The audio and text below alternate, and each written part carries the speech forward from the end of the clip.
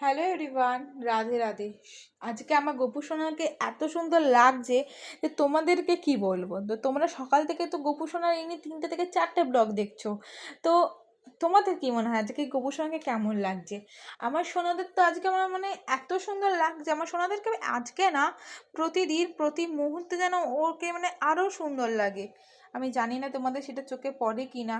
তো যাই হোক, তো আমার সোনাদের আজকে কেমন লাগছে কিন্তু অবশ্যই সকালে ব্লগ দেখে গোপালের শর্ট ভিডিও দেখে অবশ্যই শেয়ার করে দিও, কমেন্ট করো। আর সবাই কিছু না কমেন্ট করতে পারলে আমার শ্রীকৃষ্ণ আর রাধারানীকে যদি কেউ মেনে থাকো, কেউ যদি ভালোবেসে থাকো নিজের সন্তান হিসেবে বা তোমার বন্ধু হিসেবে বা সখী হিসাবে, যাই হিসাবে ভেবে থাকো, তোমরা কিন্তু অবশ্যই রাধে রাধে কমেন্টে লিখে যেও। আর অবশ্যই এরকম গোপুসোনা নানারকম ব্লগ, নানারকম পুজো অর্চনার ব্লগ, বড় ব্লগ বা শর্ট ব্লগ বা গোপুসোনার রিলস ভিডিও, ছোটো ছোটো শর্টস ভিডিও দেখতে চাইলে অবশ্যই চিরুষি গোপু চ্যানেলে সাবস্ক্রাইব করে পাশে বেল বাটনটা ক্লিক করে দিও, যাতে আমার সব ভিডিও নোটিফিকেশান তোমাদের কাছে আগে পৌঁছে যায়। তো সন্ধ্যা হয়ে গেছিলো, এখন বেজে গেছে টাইম 6টা 40। আমার 5:30 ঠিক না, 5:45 নাগাদ গোপাল পুজো দিতে বসেছি, আর এখন বেজে গেছে হচ্ছে তোমার 6টা 40। তো গোপালে যত বাসনপত্র ছিল জানলায় সব নামিয়ে, জামা কাপড় সব নামিয়ে, জামা কাপড়গুলো দেখো আনলার ওপর গুছিয়ে রেখেছি। আর যে মানে বেড কভারগুলো ধোবো সেগুলো ওখানে গুছিয়ে রেখেছি। অ্যান্ড গোপালের এখানে যে বাসনগুলো মাজতে হবে সেগুলো এক জায়গায় গুছিয়ে রেখে এগুলো সব পরিষ্কার করে রাখলাম, এবং মগে যা জল ফল হ্যান ত্যান ছিল সব ফেলে গুছিয়ে পরিষ্কার করে রেখেছি।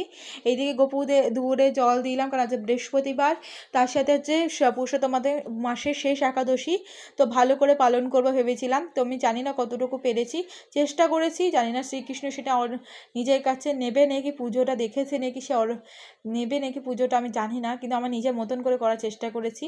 তো গোপালকে দেখো সুন্দর করে মুখ টুক ধুয়ে, মুখ পুছিয়ে, গয়নাকাটি খড়িয়ে, ফুল তুলসী পাতা সরিয়ে, তারপর গোপালকে সন্ধ্যেবেলা খাবার অর্পণ করেছি।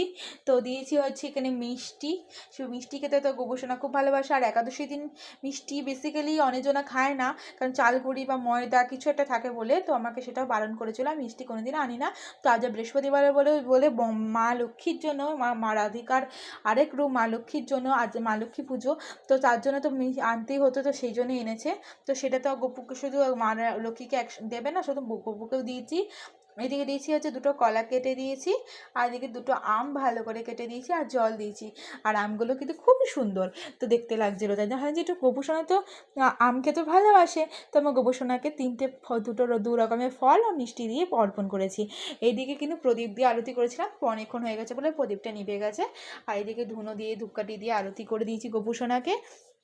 আর আরতি করে তার পাখা দিয়ে সুন্দর হাওয়া করে দিয়ে কৌশল রাধারানী প্রণাম মন্ত্র জপ করে গোপুদের অষ্টদর শতনাম পাঠ করলাম, নাম সংকীর্তন পাঠ করলাম, এবং তার সাথে সাথে শ্রীকৃষ্ণের রাধারানী 12 মাসে বিরহ এবং কর্মযোগের 2টো শ্লোক পাঠ করার পর আমি কিন্তু গোপাল পুজো দেওয়া আমার কমপ্লিট হয়ে গেছে।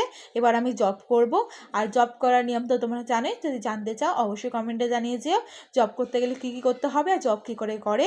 যারা জানো না তারা অবশ্যই কমেন্ট করো, যারা জানো তারা তো ভালো কথা, যারা জানো অবশ্যই রাধে রাধে লিখে যাও। এবং সবাই বলেছে যে তোমরা জব দিনে কবার করে করো, এবং তোমরা একাদশী দিন কবার করে করো, অবশ্যই কমেন্টে জানিয়ে যেও। আর এই নিয়ে কোনো প্রশ্ন থাকলে অবশ্যই কিন্তু কমেন্টে জানাবে। আর অবশ্যই চিরুষি চক্রবর্তী চিরুষি গোপু চ্যানেলে সাবস্ক্রাইব করে রেখো। আমি যদি শ্রীকৃষ্ণের আরও কিছু নিয়ম জেনে থাকি অবশ্যই তোমাদের বলে দেবো, যদি তোমরা কিছু নিয়ম জানতে চাও। তো যাই হোক, এই ভিডিওটা আমি এখানে শেষ করছি। ভিডিওটা কেমন লাগলো জানিও, ভালো লাগলে অবশ্যই চিরুষি গোপু চ্যানেলটা সাবস্ক্রাইব করে দিও। আর ভিডিওটা অবশ্যই লাইক, একটা মিষ্টি একটা রাধে রাধে কমেন্ট করে দিও, অ্যান্ড এই ভিডিওটা শেয়ার করে দিও। অ্যান্ড এই ভিডিওটা এখানে শেষ করছি। টাটা সবাইকে, রাধে রাধে।